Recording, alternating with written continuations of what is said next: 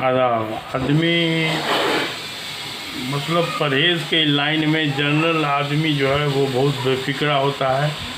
सिर्फ diabetic patient ही है जो डर से परहेज़ करता है। उतना परहेज़ करते हुए दूसरे मरीज़ को हमने बहुत कम देखा है। लेकिन परहेज़ का स्टाइल ही कुछ ऐसा गलत है जिस बिना पर डायबिटिक पेशेंट को ज़िंदगी भर के लिए परहेज़ और दवा के बाद भी मरीज़ रहना पड़ता है। इसीलिए हम हमेशा बार बार इस पैथी पर हम सवाल उठाते रहते हैं कि जब ज़िंदगी भर दवा खाना है परहेज़ के साथ, तो फिर इसको इलाज तक किसी भी हालत में नहीं कहा जा सकता है।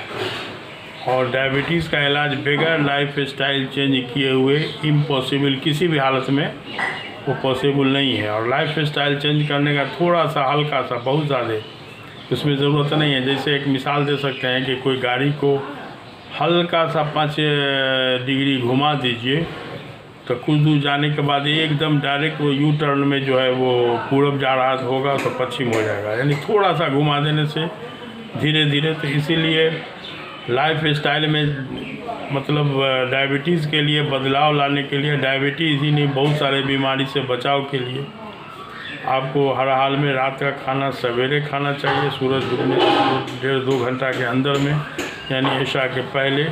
और सवेरे में नाश्ता होना चाहिए मुकव्वियात बक़दर बादाम, और उस मुकव्वियात में अगर हो साइट्रस फ्रूट हो जाए दूध या दही के साथ, बल्कि दूध से अच्छा दही है, इसलिए कि दही में नेचुरल विटामिन सी हो जाता है, जो विटामिन सी डायबिटिक पेशेंट की बहुत ज़्यादा ज़रूरत है। इसलिए कि डायबिटिक पेशेंट के पेशाब से भी कुछ विटामिन सी लीचिंग हो जाता है। तो बहरहाल विटामिन सी वाला फल संतरा, सेब संतरा के साथ दूध अच्छा से लिया जा सकता है और उसी को नाश्ता मान लिया जाए, जब रोटी उठी के तरफ न देखा जाए।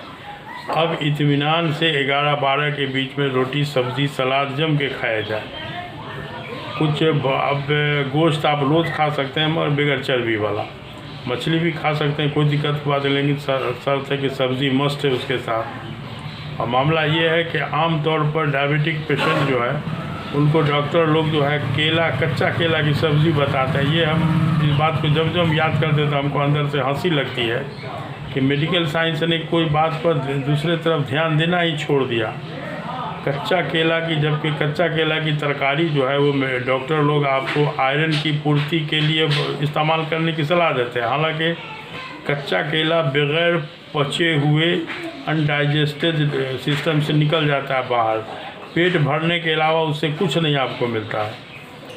और अगर पक्का केला है तो पक्का केला उसको बिहेव किया जाए लाइक रोटी, और रोटी ही नहीं उसमें बहुत सारी चीज़ है, अल्लाह ने बहुत सारा गुण उसमें दिया है, फालिज से भी बचाने वाली बात है।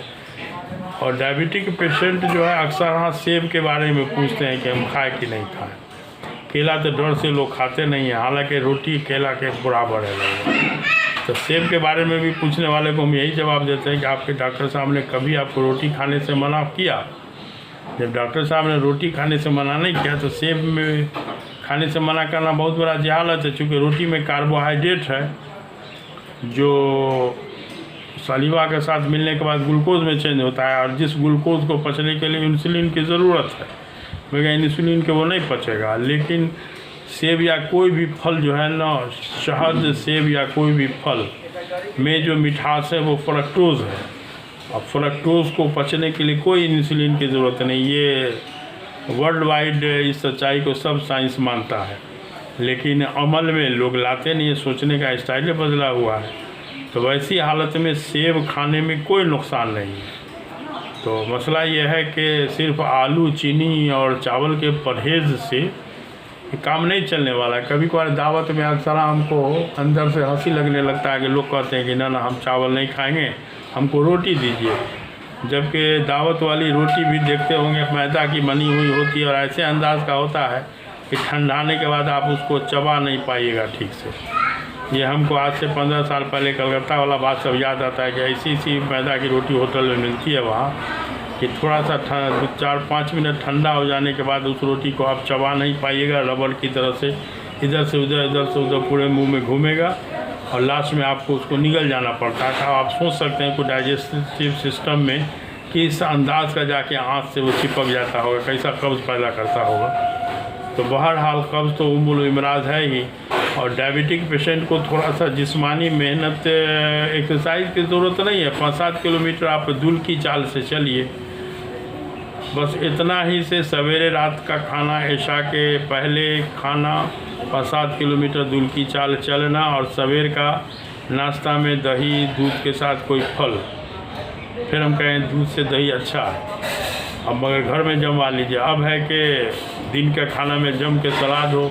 सलाद मीन्स कच्चा खाने वाली जितनी भी सब्ज़ी हो सकती है, दैट इज़ कॉल्ड सलाद।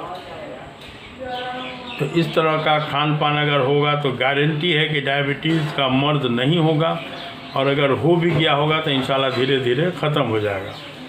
और ये आपको इस तरह का लाइफ स्टाइल आपको ब्लड प्रेशर से, डायबिटीज़ से तो बचावेगा ही, ब्लड प्रेशर से, हार्ट वगैरह की बीमारी से भी बचावेगा।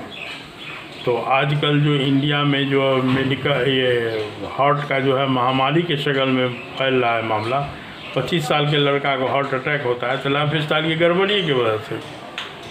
तो इसलिए इसको थोड़ा सा सीरियसली लिया जाए, लाइफ स्टाइल को सुधारा जाए, तो इंशाल्लाह आप जो है ज़िंदगी भर के लिए डायबिटीज़ से बचे रह सकते हैं। थोड़ा सा सेब और रोटी वाले फल को जो हमने समझाया, इसको थोड़ा सा बारीकी से लीजिए तो इंशाल्लाह बहुत हद तक सही रहेगा।